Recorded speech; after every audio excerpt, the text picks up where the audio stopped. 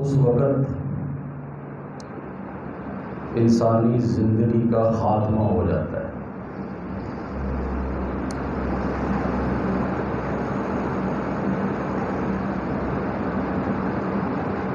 دنیا کی ہر آسائش اور ہر چیز موجود ہو جس کو دل چاہتا ہے کھانے کو، اچھا فروٹ ہو، اچھا کھانا ہو، اچھے مشروبات ہوں، لیکن اگر سانس کا مسئلہ ہے تو وہ ساری چیزیں موجود ہونے کے باوجود بیکار ہیں، کیونکہ بندہ استعمال نہیں کر سکتا۔ جس طرح انسانی زندگی کے لیے سانس ضروری ہے، اس سے زیادہ ضروری بندے کے لیے ایمان ہے۔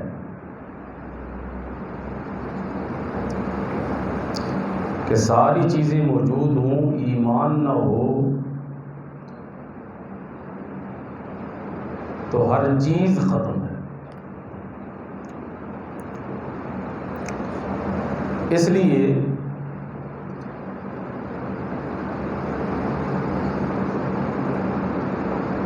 اللہ کے رسول صلی اللہ علیہ وسلم اور دیگر انبیاء جتنے بھی تشریف لائے، سب سے زیادہ انہوں نے محنت جس بات پر کی وہ ایمان والی محنت ہے کہ لوگ ایمان لے آئیں۔ پچھلے جمعے ایمان کے بارے میں بتایا تھا کہ ایمان کیا ہے۔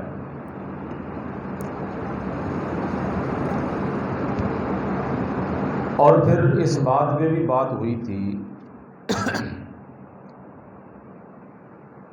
کہ آدمی کو یہ کیسے پتہ چلے گا کہ میرے اندر ایمان ہے یا میرے اندر ایمان نہیں ہے۔ اس کو پرکھنے کا پیمانہ اور آلہ جو اللہ کے رسول صلی اللہ علیہ وسلم نے بیان فرمایا تھا وہ کیا ہے؟ صحابہ کرام رضوان اللہ تعالی علیہم اجمعین کے سوال کے جواب میں جو اللہ کے رسول نے ارشاد فرمایا تھا، بڑا آسان سا طریقہ اللہ کے رسول نے صلی اللہ علیہ وسلم نے ارشاد فرمایا تھا،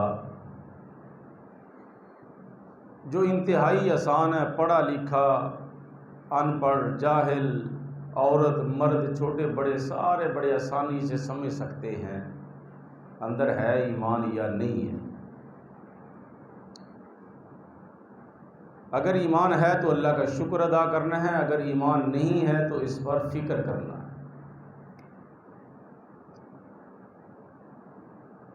مل ایمان، ایمان کیا ہے؟ تو بظاہر اس کا ترجمہ ہے ایمان کیا ہے، لیکن ایمان کی حقیقت کے بارے میں سوال تھا کہ حضور ایمان ظاہر کیسے ہوگا، پتہ کیسے چلے گا کہ ہمارے اندر ایمان ہے یا نہیں ہے؟ تو اللہ کے رسول صلی اللہ علیہ وسلم ارشاد فرماتے ہیں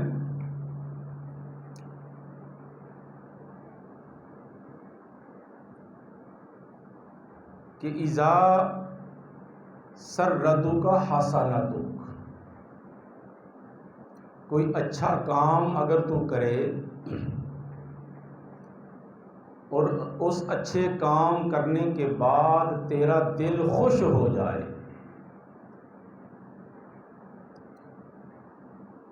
تو یہ خوشی اس بات کی علامت ہے کہ تیرے اندر کا ایمان مضبوط ہے، جاگ رہا ہے، بیدار ہے۔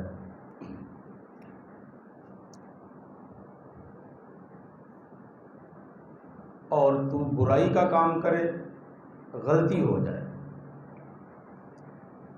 تو اس غلط کام پر تیرا اندر بیٹھا ہوا ضمیر تجھے ملامت کرے، غلط ہو گیا ہے، تجھے شرمندگی ہو، احساس تیرے دل میں پیدا ہو جائے ایسا نہیں کرنا چاہیے تھا، تو برائی پر تیرے دل کا غمگین ہونا یہ اس بات کی علامت ہے کہ تیرا ایمان تیرے اندر موجود ہے۔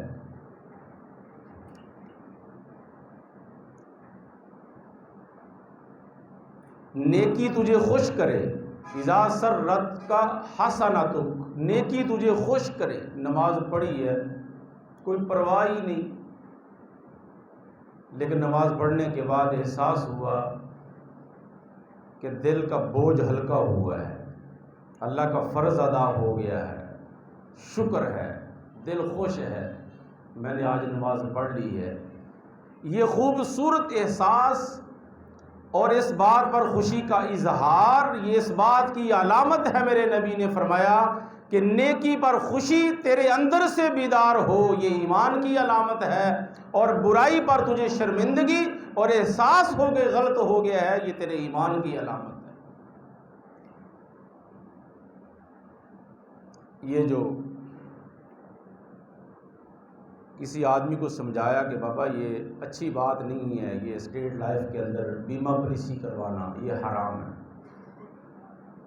اچھی بات نہیں، آخرت برباد ہوگی اس سے، لہٰذا اس سے پیچھے ہٹ جاؤ. تو ایک آدمی کہتا ہے یہ مجھے پہلے بتانا چاہیے تھا، مجھے تو شرمندگی ہو رہی ہے کہ یہ میں نے کیوں کام کیا. تو اس کی شرمندگی بتا رہی ہے کہ اس کے اندر ایمان ہے. اور اگر وہ کہتا ہے ساری دنیا کر رہی ہے جی مولوی صاحب کوئی گل نہیں اسی کر لیں گے تو کی ہو جائے گا، کوئی پرواہ ہی نہیں، تو سمجھانے کے باوجود احساس ہی نہ ہو کہ میں غلط کر رہا ہوں، میرے اندر حرام آ رہا ہے، میرے وجود کی غذا حرام بن رہی ہے، میرا رستہ غلط ہے، میرا قبلہ غلط ہے، میرا تصور غلط ہے، میرا عمل غلط ہے، یہ دل میں احساس پیدا ہو گیا، شرمندگی ہو گئی. میرے محبوب نے فرمایا وَسَاءَتُكَ سَیِّئَتُکَ، برائی پر شرمندگی یہ اس بات کی علامت ہے، تو سمجھ لے کہ تیرے اندر ایمان ہے جو تجھے ملامت کر رہا. اور اسی کی میں مثال دے رہا تھا جہاں پہ بات ختم ہو گئی تھی کہ یہ ایمان ایک پاور کا نام ہے جو بندے کو بے چین نہیں بیٹھنے دیتی. یہ احساس غلط ہو گیا ہے، اگر ایمان مردہ ہو جائے تو پھر تو بات ہی ختم ہو گئی نا، لیکن اگر اندر ہے تو پھر یہ اٹھاتا ہے، پھر یہ بٹھاتا ہے، پھر کبھی حج پہ لے جاتا ہے، کبھی عمرے پہ لے جاتا ہے. یہ گرمی نہیں دیکھتا، یہ سردی نہیں دیکھتا، یہ مشقت نہیں دیکھتا، یہ کہتا ہے اٹھ،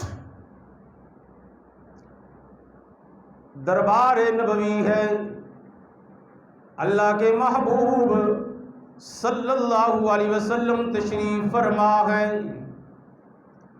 اور رات کی تاریکی کے اندر رب العالمین کی نافرمانی کرنے کے بعد ایک ایمان والا اپنے دل کے اندر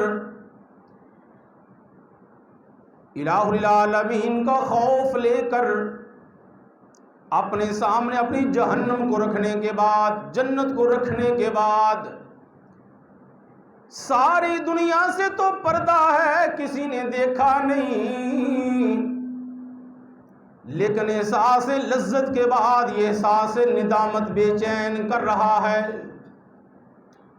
صبح ہوئی ساری رات بے چینی میں، صبح ہوئی نماز پڑھی بے چینی میں، سورج کی کرنوں کا انتظار کیا بے چینی میں، اور جب معلوم ہوا اللہ کے رسول تشریف فرما ہے، یہ دیوانہ اموار، اس کو کوئی چیز اطمینان نہیں دلا رہی، دل کا ایمان کہہ رہا ہے چلیے نا، یہ بوجھل قدموں کے ساتھ بھاگتا ہوا میرے نبی کی محفل میں. فرمایا طہرنی یا رسول اللہ، اللہ کے رسول مجھے پاک کیجئے، میں تمہارا دیوانہ پاک ہونے کے لیے آیا ہوں.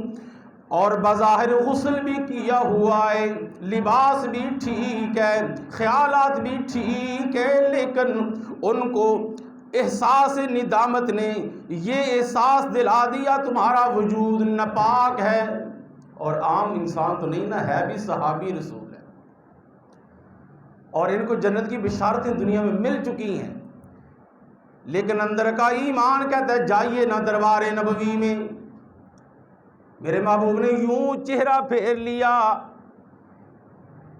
اور پھر تھوڑی دیر کے بعد آ کر کہنے لگا طہرنی یا رسول اللہ، مجھے پاک کیجئے.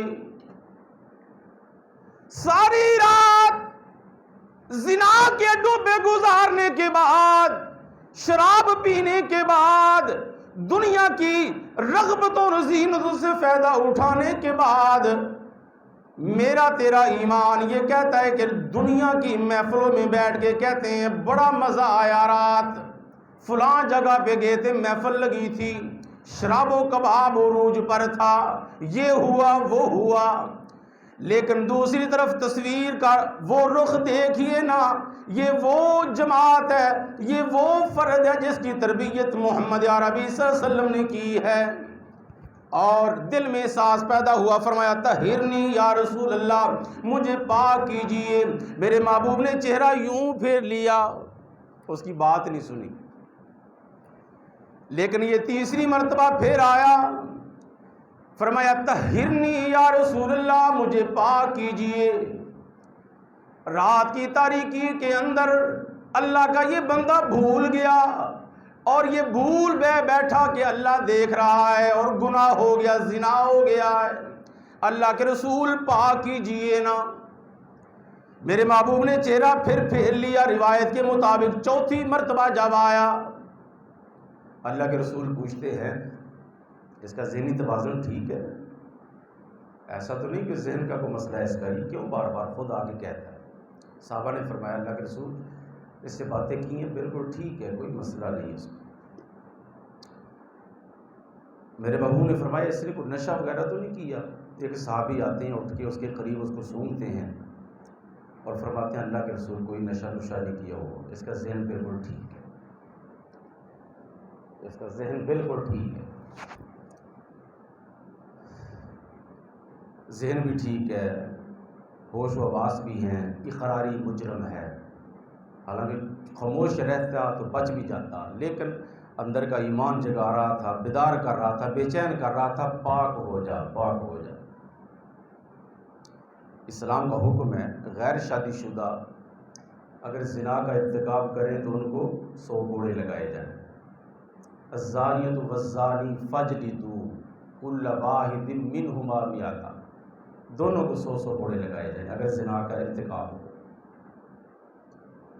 اور اگر شادی شدہ ہوں تو ان کو سنگسار کر دیا جائے، رجم کر دیا جائے۔ بڑی دہشتناک سزا ہے۔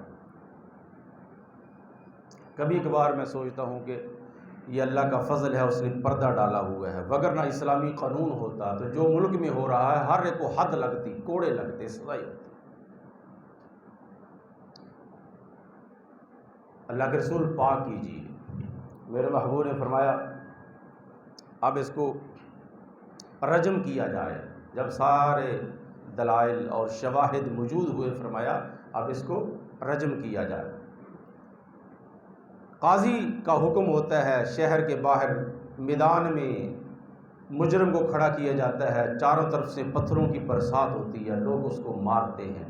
اسلام کہتا ہے، دنیا کہتی ہے یہ بڑا دہشتناک منظر ہے، خوفناک منظر ہے، بڑی وحشی سزا ہے، اسلام ظالم ہے، لیکن تاریخ گواہ ہے اسلام کے اس قانون کے اندر ظاہری طور پر اگرچہ دہشت ہے، لیکن اس کے اندر خالق کائنات نے اتنی رحمتیں ودیعت رکھی ہیں کہ دنیا کے جس کونے میں یہ حد نافذ ہو جائے وہاں سے زنا ختم ہو جاتا ہے۔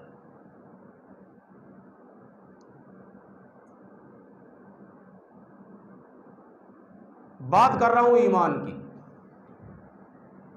اور انبیاء کرام جتنے آئے سب نے اسی بات پر محنت کی ہے، سب سے پہلے اس بات پہ محنت کی ہے۔ حدیث پاک کے اندر ابھی یہ بڑا طویل واقعہ ہے، اور میری عادت ہے کئی جمعے گزر جائیں اس کو تفصیل سے مکمل کرنا ہوتا ہے، پھر بات دوسری شروع کرنی ہوتی ہے۔ تو اس کے ضمن میں ہمیں کیا ملتا ہے؟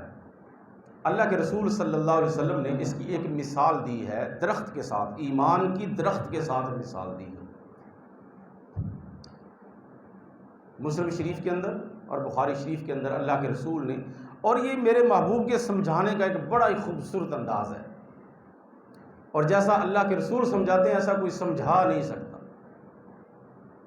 مثال دے کے سمجھایا کہ ایمان ایسے ہے جیسے ایک درخت،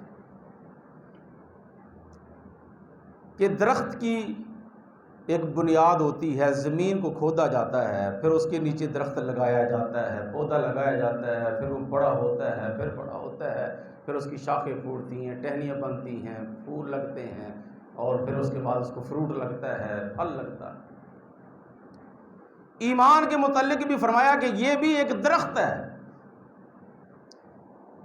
تو دنیا کے اندر جب کوئی درخت لگایا جاتا ہے، پودا لگایا جاتا ہے، تو پہلے سب سے زمین ہموار کی جاتی ہے، اس کو نرم کیا جاتا ہے، کھودا جاتا ہے، پھر اس کے اندر درخت کی جڑ رکھی جاتی ہے، اور پھر اس کے بعد اس کو پانی دیا جاتا ہے، پھر جنگلہ لگایا جاتا ہے۔ تو سب سے پہلے ہوتا ہے یہ جگہ، یہاں اس جگہ پہ یہ پودا لگ جائے گا، نشو و نما پائے گا، اور پھر اس کے اوپر محنت کی جاتی ہے، پھر اس کی حفاظت کی جاتی ہے۔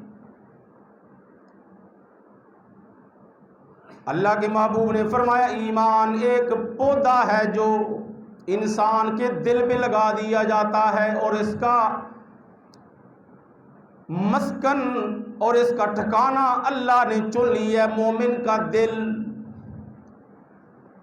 دنیا کے اندر اگر کوئی پودا لگا دیا جائے تو زمین ہموار کی جاتی ہے، اور ایمان والا پودا لگایا جائے اس کے لیے دل کی زمین ہموار کی جاتی ہے۔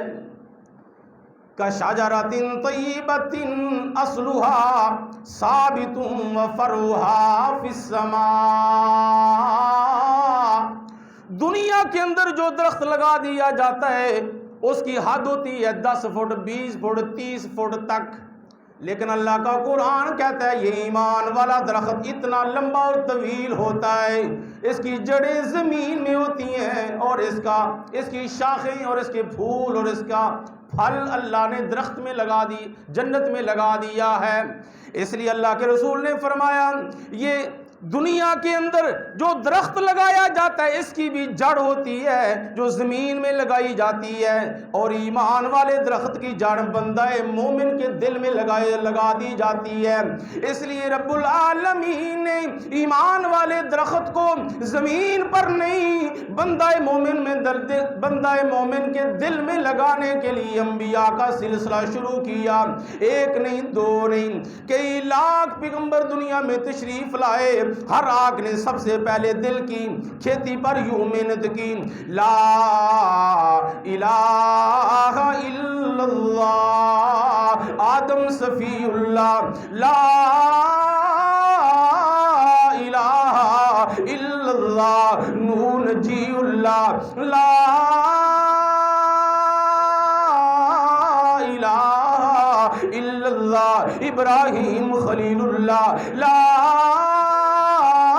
الہ الا اللہ یوسف صدیق اللہ۔ جتنے انبیاء کرام خالق کائنات نے انسانیت کی ہدایت کے لیے بھیجے، ہر پیغمبر نے آ کر سب سے پہلے اسی بات پہ محنت کی، او لوگو لا الہ الا اللہ، ایک اللہ کے سامنے جھک جاؤ، ایک اللہ کے سامنے جھک جاؤ، اسی کو اپنا مشکل کشا بنا لو، اسی کو اپنا حاجت روا بنا لو، اسی کے سامنے سجدہ ریز ہو جاؤ، وہی بگڑیاں بنانے والا، وہی مشکل حل کرنے والا، وہی حاجت روا ہے۔ ہر انبیاء نے آ کے اسی پہ محنت کی، اسی پہ محنت کی، اور اس انداز میں محنت کی۔ جب یہ پودا دل کی زمین میں لگ گیا، پھر اس کو جو پھل لگا، اب اس کا ثمرہ دیکھیے۔ صحابی رسول اللہ کے رسول کی خدمت میں آیا، حضور غلطی ہو گئی، جسم ناپاک ہو گیا، پاک کیجئے، پاک کیجئے۔ کیا سوچنے کی بات ہے، کبھی ہم سے گناہ ہو جائے تو اس طرح سے شرمندگی ہوتی ہے کہ جسم ناپاک ہو گیا ہے، پاک ہو جائے۔ حدیث سے پاک میں آتا ہے جب بندہ زنا کرتا ہے اس وقت اس کے اندر سے ایمان نکل جاتا ہے، جب بندہ چوری کر رہا ہوتا ہے ایمان نکل رہا ہوتا ہے۔ یہی ہے ایمان جس کی محنت انبیاء کرام علیہ السلام نے کی ہے۔ اللہ اکبر۔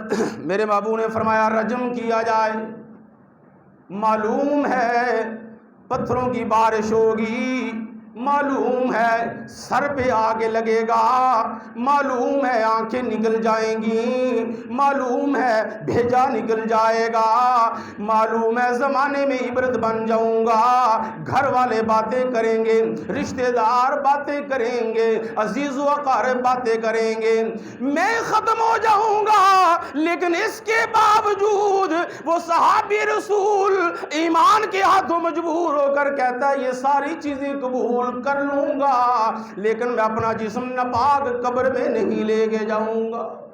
جسم پاک قبر میں جانا چاہیے۔ کاش آج کے مسلمان کو یہ فکر ہو جائے کہ قبر کے اندر ایمان سلامت محفوظ اس طرح سے لے کے جانا ہے کہ جسم پاک ہو۔ رجم ہوا، وہ شہید ہو گئے، وفات پا گئے۔ بظاہر تو بڑی عجیب سی یہ صورتحال ہے کہ پتھر مار مار کے اپنے ایک صحابی کو، اپنے جان نثار کو، کلمہ گو کو، کلمہ پڑھنے والوں نے مارا، عبرت کا نشان بنا دیا۔ لیکن دوسری طرف محبت کا انداز ایک اور بھی دیکھیے۔ اب اس کے بعد غسل دیا گیا، جب اس کو جنازے کے لیے تیار کیا گیا تو جنازہ پڑھانے والا کون ہے؟ کائنات کا امام محمد عربی صلی اللہ علیہ وسلم خود اس کا جنازہ پڑھانے جا رہے ہیں۔ اور جس کا جنازہ اللہ کے رسول پڑھائیں، جس کے لیے اللہ کے رسول دعا فرمائیں، اس کے جنتی ہونے میں شک ہو سکتا ہے؟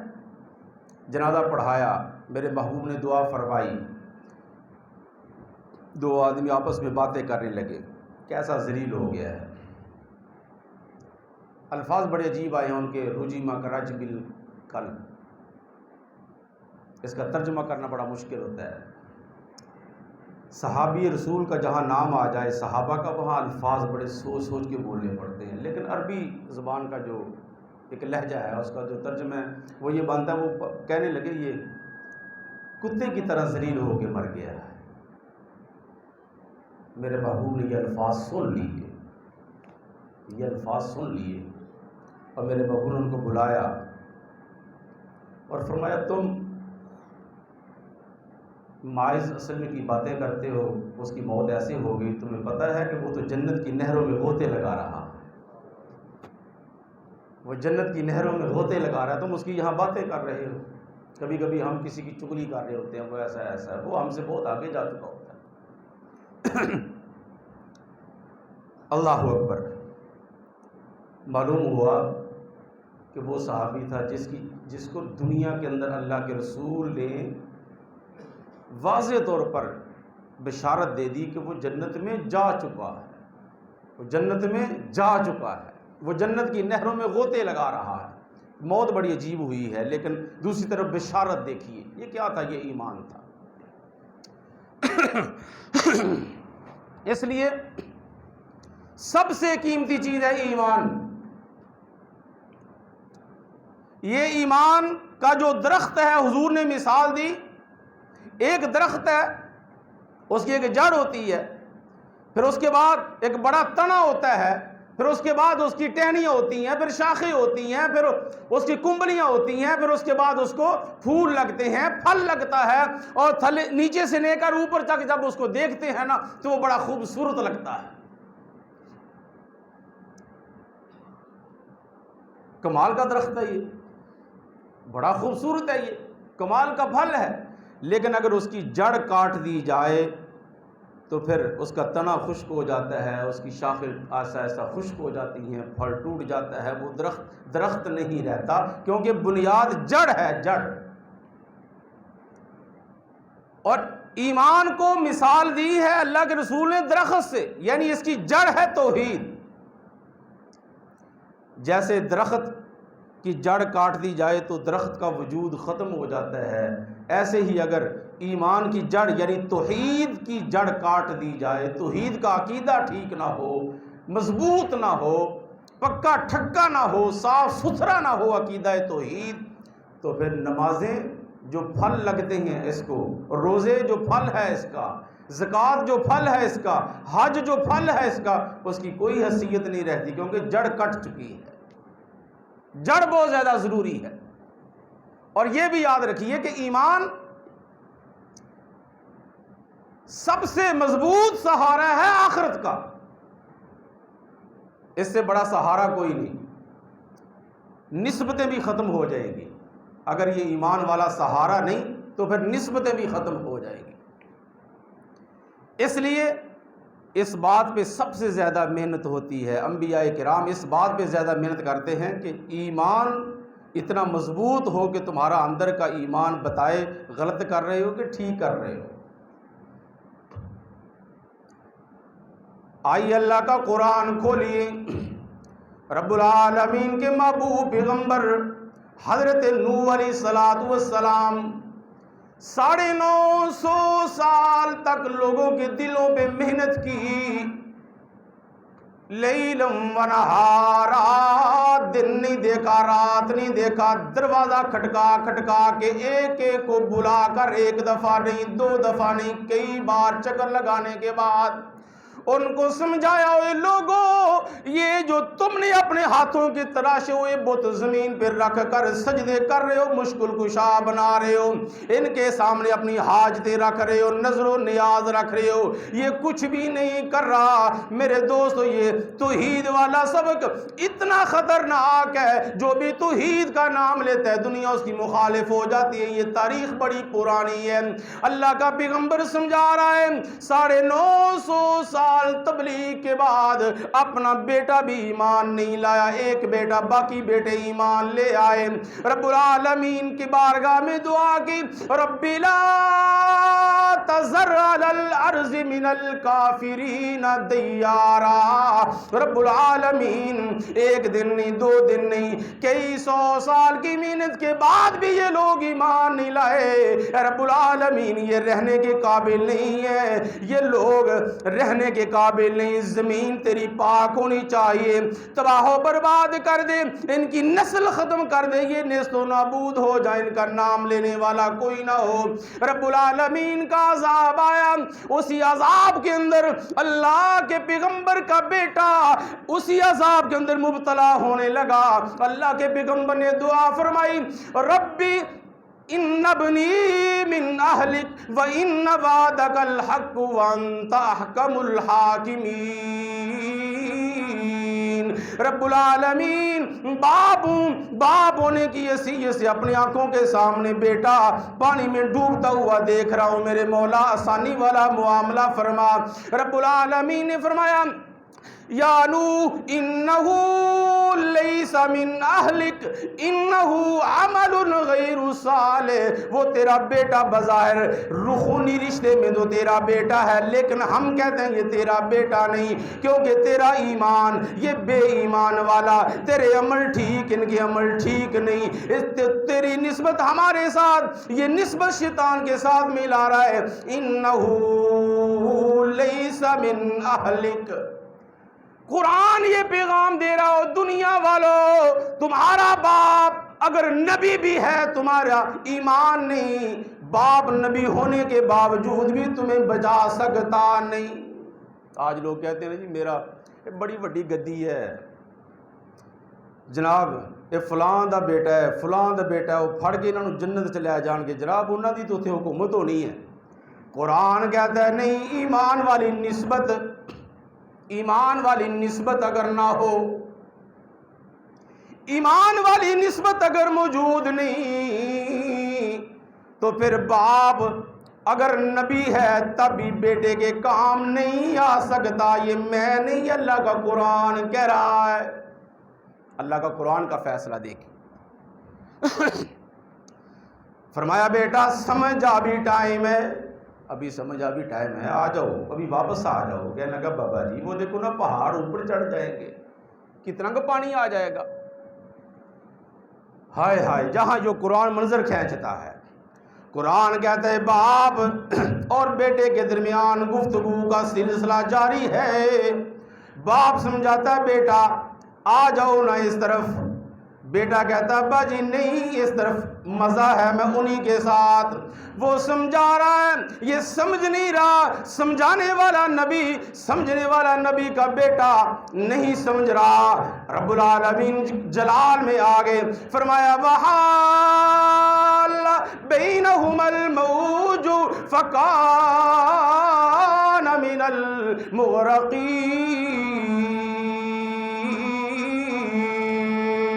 باپ بیٹے کے درمیان رب العالمین نے موج کو حائل کر دیا، پانی کی موج آئی، اس نے فیصلہ کر دیا بیٹا الگ ہو جائے، باپ الگ ہو جائے۔ اللہ کا قرآن کہتا ہے قیامت والے دن میدان محشر کے اندر ایک آواز دینے والا آواز دے گا، وَامْتَازُوا الْيَوْمَ أَيُّهَا الْمُجْرِمُونَ، مجرم الگ ہو جائیں، نیک الگ ہو جائیں۔ آواز لگاتے ہی صفیں الگ الگ ہو جائیں گی۔ اس لیے اللہ کہتا ہے اوے خونی رشتوں پہ ناز کرنے والوں، خونی رشتوں پہ ناز نہ کرو، ایمان والے رشتے پہ ناز کیجیے۔ کام آنے والا رشتہ کون سا ہے؟ ایمان والا رشتہ ہے۔ اللہ اکبر یا حی یا قیوم۔ رب العالمین ہمیں امن اور سلامتی کے ساتھ اپنے ایمان کی حفاظت کرنے کی توفیق نصیب فرمائے۔ اس بات پہ کبھی سمجھوتا نہ کیجیے، اس بات پہ کبھی سمجھوتا نہ کیجیے، ایمان والی بات پہ۔ لالچ دے رہے ہیں، ہرس دے رہے ہیں، طمع دے رہے ہیں کہ یہ ہو جائے گا، وہ ہو جائے گا، آپ اس طرف آ جائیں، آپ ایسا کر لیں، آپ ایسا کر لیں۔ دنیاوی دولت پہ پیشاب کر دے، تھوک دے اس پہ، اس کو کہے نہیں ہمیں صرف ایمان چاہیے۔ اور حضور صلی اللہ علیہ وسلم نے فرمایا تو نے پرکھنا ہے نا تیرے اندر ہے ایمان یا نہیں ہے، تو اس کے لیے بڑا آسان طریقہ ہے، نیکی تجھے خوش کرے اور برائی تجھے غمگین کر دے تو تیرے اندر ایمان ہے۔ آج ایمان کی بات کریں تو لوگ تنگ آ جاتے ہیں، بہو جی آپ تو فارغ ہیں نا، آپ ویلے ہیں، آپ کا کام چل رہا ہے، ہمارا کام نہیں چل رہا۔ لیکن اگر احساس ہو جائے نا ایمان کی نعمت کتنی بڑی ہے، کتنی بڑی ہے، تو پھر آپ سب کچھ چھوڑ دیں، اس کو کہیں بابا شکر ہے آپ ہمارے پاس آئے، ہم آپ کی بات سننا چاہتے ہیں۔ اللہ تعالی ہم سب کو ایمان کی قدر کرنے کی توفیق نصیب فرمائے۔ اور ایمان کی ایک حلاوت ہے جو محسوس ہوتی ہے، یہ ہر ایک کو نصیب نہیں ہوتی، کم لوگ ہیں جن کو نصیب ہوتی ہے۔ وہ کوئی کام کرتے ہیں نا تو ان کے دل کے اندر ان کا دل ٹھنڈا اور ہلکا ایسا ہو جاتا ہے، ان کو احساس ہوتا ہے، ان کو احساس ہوتا ہے کہ ہمارے اندر سے غبار نکل گیا ہے، گند نکل گیا ہے، یہ صاف ہو گیا ہے۔ کبھی کبھار اندر یہ جو مراقبہ کی شکل صوفیاء اور طریقت اور شریعت والوں نے بنائی ہے وہ یہی ہے نا کہ تو کچھ غور کرنا ہے، کچھ بات کرنی ہے، کچھ سوچنا ہے۔ تو ہمارے پاس بحمد اللہ اللہ تعالیٰ کا شکر ہے، ایمان پر محنت کرنے والے لوگ اپنا گھر بار چھوڑ کے آ رہے ہیں۔ ہم تو اللہ کا شکر ادا نہیں کر سکتے کہ اللہ نے پورے ضلع کے اندر ہماری جگہ کو چنا ہے، ہمارے اس گاؤں کو چنا ہے، بڑے گاؤں ہیں اس شہر کے اندر بھی، پورے ضلع کے اندر، اور ہمارے ضلع کا سب سے بڑا اجتماع ہونے جا رہا ہے انشاءاللہ۔ تو اس کے اندر میں دیکھ رہا ہوں بوڑھے بوڑھے لوگ اپنا گھر بار چھوڑ کے پکے بستر لے کے آ گئے، آج سے وہ محنت کر رہے ہیں، وہ جگہ برابر کر رہے ہیں، پانی لگا رہے ہیں، صاف کر رہے ہیں، دعائیں کر رہے ہیں، قرآن پڑھ رہے ہیں۔ ارے بابا کون ہے جو بے چین کر کے ان کو گھروں سے اٹھا کے یہاں ایک چٹیل میدان میں لا کے کھڑا کر دیے؟ نہ دھوپ دیکھتے ہیں، نہ چھاؤں دیکھتے ہیں، نہ بھوک نہ پیاس، کیا وجہ ہے؟ آواز آتی ہے یہی تو ایمان ہے نا، کہ ایمان تجھے بستر سے اٹھائے اور مسجد میں لے آئے۔ اگر تیرا ایمان بستر سے اٹھا کے مسجد میں نہیں لا سکتا تو بھول مت، یہ ایمان تجھے جنت میں نہیں لے کے جا سکتا بابا، اس کا فکر کر۔ تو موقع مل گیا ہے، اللہ نے ہمیں موقع دیا ہے، اپنے آپ کو وقف کرے، محنت کرے، ہر ایک کے کان میں یہ آواز پہنچائے کہ بابا یہاں کچھ اللہ والے آئیں گے، اللہ کی صدا بلند کریں گے، دین سیکھنے کی آواز، دین کی فکر کی آواز پوری دنیا کے اندر ہم نے لگانی ہے۔ تو اس سلسلے کے اندر 24، 25، 26 کو ہمارے یہاں گاؤں میں اجتماع ہو رہا ہے، تو کوشش کریں، میں یہ کہتا ہوں کوئی ایک دوست بھی ایسا نہ ہو جو اپنا کچھ وقت وہاں نہ لگائے، کچھ نہ کچھ وقت نکال دے، وہاں جا کے ٹائم دے، تاکہ قیامت والے دن اللہ پوچھے کیا لے کے آئے ہو، تو کہیں مولا کچھ بھی نہیں، دامن خالی ہے، بس تیرے دین کی فکر کے لیے کچھ دیر وہاں گئے تھے، کچھ تیرے دین کی فکر کے لیے وہاں گئے تھے، اور جو ہو سکا وہ کیا ہے۔ خدا کی قسم یہ وہ پھل ہے، اس کا ذائقہ ہی کچھ اور ہے، اس کا مزہ ہی کچھ اور ہے۔ اس لیے یہ چکھنے کی کوشش کریں، نیت کرتے ہیں نا سارے دوست، جتنے بھائی ہمارے پاس آئیں ان کی بات سنیں، توجہ سے سنیں، کوئی تقاضا رکھتے ہیں تقاضا پورا کریں، جہاں کہتے ہیں جانا ضرور ساتھ جائیں، یہ بار بار موقع نہیں ملا کرتا، اور اللہ تعالیٰ سے کبھی امید ہے کہ انشاءاللہ یہ اجتماع ہمارے علاقے کی تبدیلی کا سبب بنے گا۔ بڑی دیر سے تڑپ رہے ہیں نا، توحید کی بات کرتے ہیں لوگ، بڑا جھاڑو پھیر دیتے ہیں آرام سے، ایسی گل نہ سنی، یہ دوسری لین دین ہے، یہ فلان ہے۔ اب وقت آ گیا ہے کہ صرف سارے اختلافات کو بھلا کر لا الہ الا اللہ کی محنت پہ اکٹھے ہو جائیں، بس انشاءاللہ اللہ تعالیٰ امید ہے کہ اس کو ہمارے علاقے کی ہدایت کا ذریعہ بنائے گا، اور آپ سب کوشش کریں گے